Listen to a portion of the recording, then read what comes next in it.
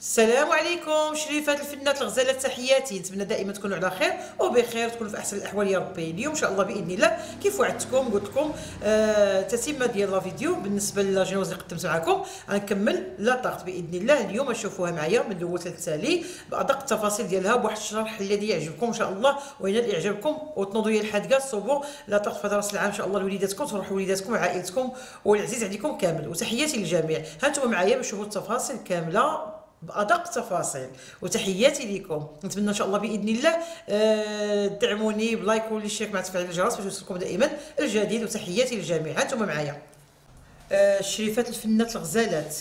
من بعد ما صوبت لاجينواز قبلتكم وشفتوها معايا كاملين وقدمتها معكم في الفيديو الاول باش نعطيكم المراحل كامله، لحقاش باش ما نطولوش الفيديو يعني ويجي طويل، يعني قسمنا على جوج النوبات.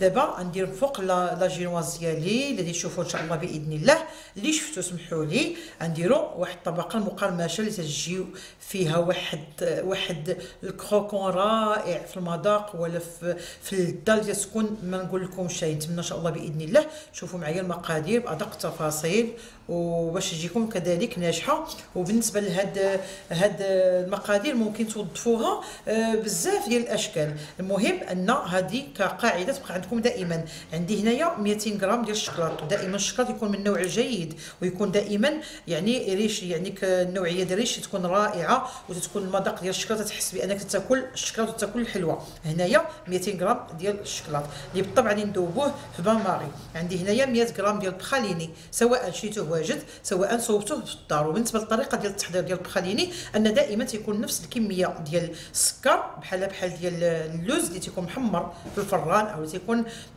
عباره عن كراميل ويعني عن نوغا كراميل، وعاد تطحنوها وتعطيكم بخاليني. وعندي هنايا واحد 20 غرام ما يعادل 2 معلقات كبارين ديال الزيت. وعندي هنايا 100 غرام ديال لافيوتين. لافيوتين راه كاينه اللي اللون ديالها فاتح، وكاين هذه اللي اللون ديالها مغلوق. شوف هذه اللي اللون ديالها مغلوق تتكون عندها واحد القرمشه اكثر. طريقه التحضير سهله. غادي ندير الشكلاط هو الاول في بالماغي. ها انتم معايا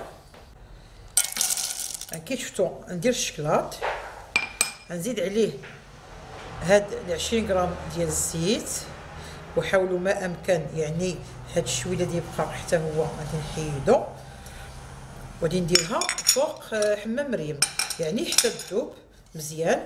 وهانتوما معايا شريفات الفنات الغزالات ديالي. بعد ما داب الشكلاط ما تنخليش يذوب بزاف هو فوق النار، لا بدا تنحيد الاناء من فوق النار باش نخلي لك الحراره تنكمل فيها الشكلاط باش ما تتحرقش، لحقاش الشكلاط ما تيخصوش يبقى فوق النار بزاف.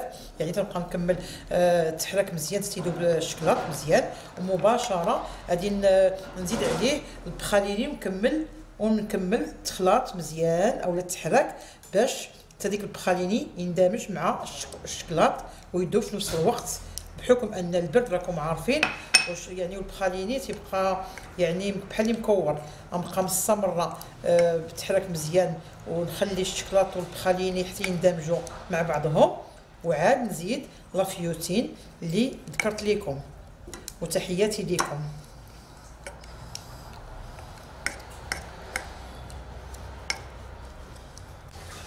من بعد ما داب دابا غادي ندير لافيوتين 100 غرام هنا عندي. نخلط مزيان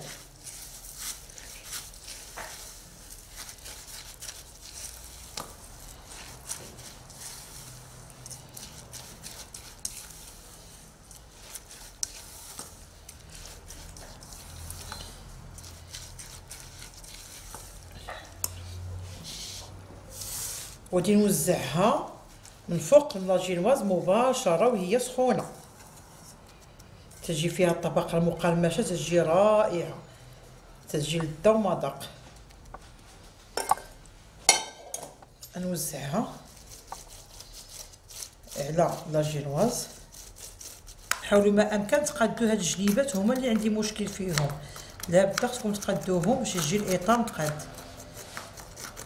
دابا نديرها في الثلاجه تبرد على ما نوجد لاموس ديالي. وتحياتي لكم. بالنسبه للاموس باذن الله اللي نشارك معكم، عندي بالنسبه لاصوص ديال الصباح هي الاولى. عندي هنايا كاس ديال الحليب غادي نديرو مباشره في اناء كاس ديال الحليب عامر حتى الفم، وغادي ندير عليه واحد 100 غرام ديال السكر سنيده، غادي نديرهم فوق النار حتى الغليان، وغادي نزيد عليهم هاد 6 ديال الاوراق ديال الجيلاتين اللي غادي نبلل في الماء بارد. هادو 6 ديال الاوراق ديال الجيلاتين غادي نديرهم نبللهم في الماء بارد، ومن بعد ونعصرهم وغادي نزيدهم على هاد الحليب اللي درت فيه سنيده حتى الغليان، وغادي نديرو لا جيلاتين ونخليه حتى يذوبوا مع بعضياتهم. وها نتوما معايا من بعد ما سخن الحليب مزيان وداب السكر غادي ندير لا جيلاتين اللي بللت في الماء بارد، يعني فزقات مزيان، رطبتها بهذا المصطلح في الماء بارد. بمجرد ما تسخن وتذوب غنحيدها مباشره. كي تشوفوا دابا صافي راه بقات تذوب، غنبقى مستمره بالتحريك ونطفي البوطه وهي تذوب. الفتره اللي الحليب تيسخن مع السكر باش ندير لا جيلاتين فيه، غادي ندير شكلاط اولي في بان ماغي، كذلك الشكلاط الابيض، ودائما النوع الممتاز غنديروه كذلك يذوب اما في ميكرووند اما في بان ماغي اللي بغيتو. دابا غادي نطرب لا كريم فريش تتولي شونتيي، وغادي نديرها بلا سكر بحكم ان المواد اللي ذكرت لكم كامله فيها السكر.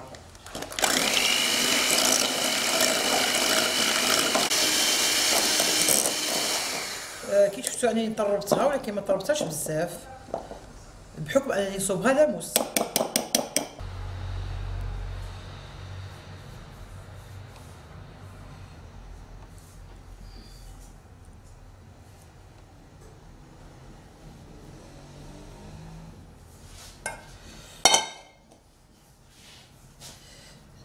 من بعد ما داب الشكلاط الابيض والشكلاط اولي، ديك لاصوص اللي صوبتها ما بين الحليب والسكر سنيده ولا جيلاتين غادي نخوي، قسمتهم على جوج وكل قياس غادي غادي نخويه على نوع من الشكلاط، وغادي نحرك مزيان كذا تشاهدوا معايا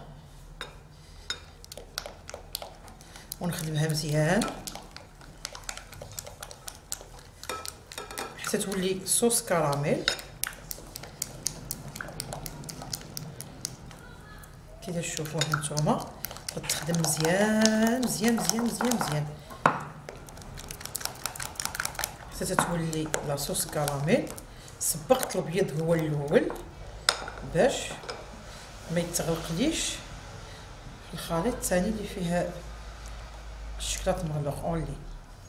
غنخلط كذلك الاناء شويه صغير ولكن ماشي مشكل، نقلبو في اناء كبير. كذلك خصو يتخدم مزيان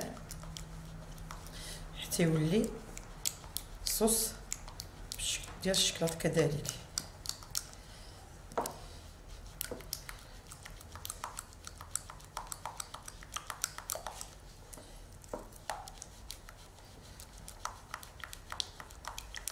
دائما خصكم تبداو الفيديو من الاول حتى التالي باش تفهموا الوصفه.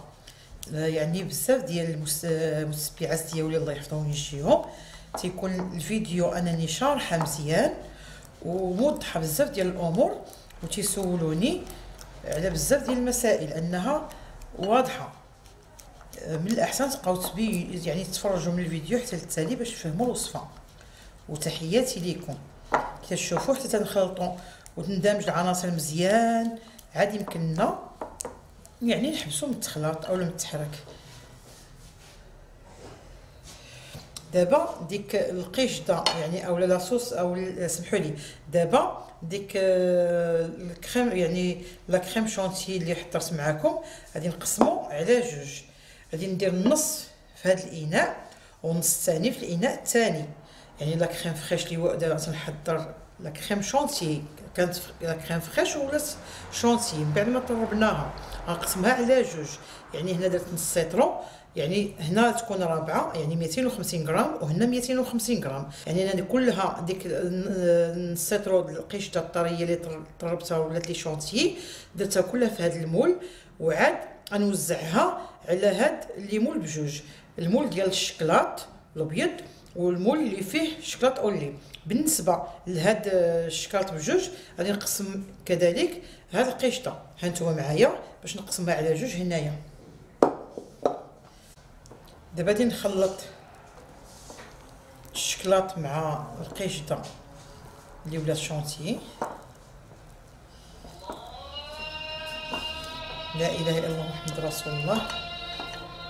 يا ربي سمح لنا وتغفر لنا.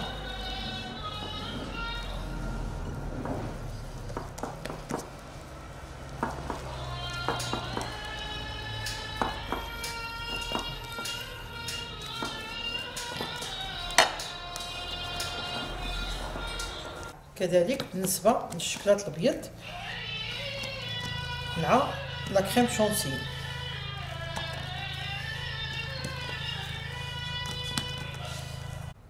دابا ما بقى لي الا نمونطي الحلوه ديالي. من بعد ما جبت لاباط اللي وجدت الاولى، دابا غادي نخوي عليها لاموس ديالي.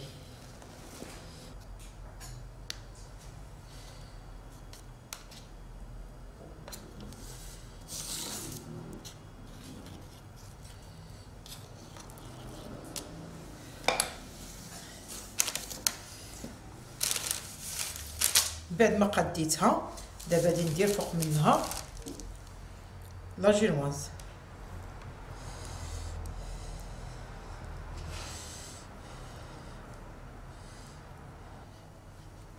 نحاول ما امكن نقدها بيدي.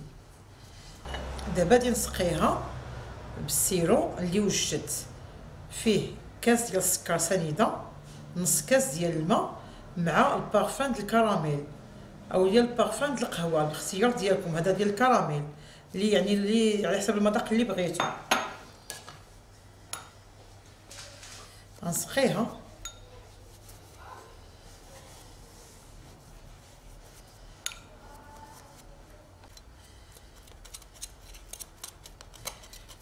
تنحاول نقادها. دابا غادي نخوي لاموس ديالي ديال الشكلاط.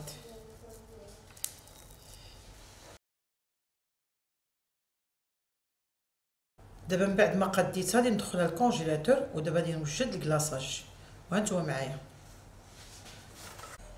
بالنسبه للكلاصاج باش نصوب لا طاقت باذن الله، عندي هنايا نص كاس ديال الحليب. بالنسبه للحليب انا نعبرو حداكم، هانتوما نص كاس ديال الحليب اللي سخنته مزيان، وغادي نضيفو على 150 غرام ديال الشكلاط اولي من النوع الممتاز، وغادي نزيد عليه مباشره اوراق لا جيلاتين اللي غادي نضيفها مباشره وهي الحليب راه سخون. وغادي نحاول ما امكن نميكسي كلشي دقه وحده. نخلط بعدا هو الاول مزيان باش يذوب لي لا جيلاتين، محيد الحليب سخون.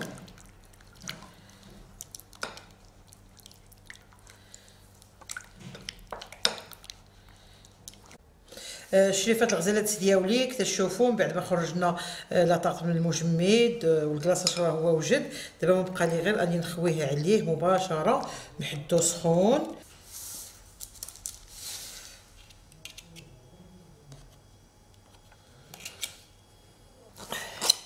انا خليتها شويه شدات راسها غير شويه وصافي. نحاول ما امكن نحلها وعاد نزوقها بزين بسيط وعلى حساب اللي موجود عندك في الدار.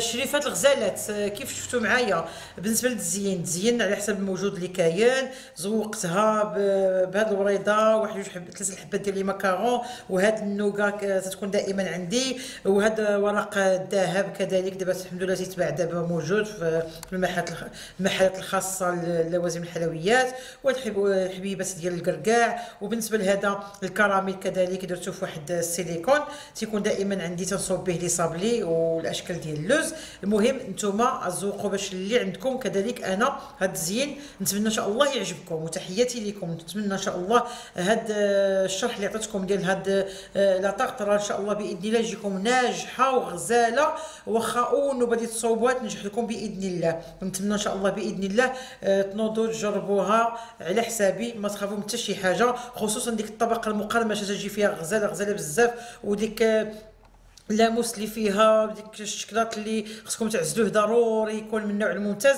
باش تجيكم لا طاق تكون غزاله مذاق وشكل. وخاص تزين كل واحد يزين على حساب اللي عنده موجود. وتحياتي لكم ان شاء الله باذن الله. نتمنى نتلاقاو في فيديو واحد اخر، وتحياتي لكم وسلامه.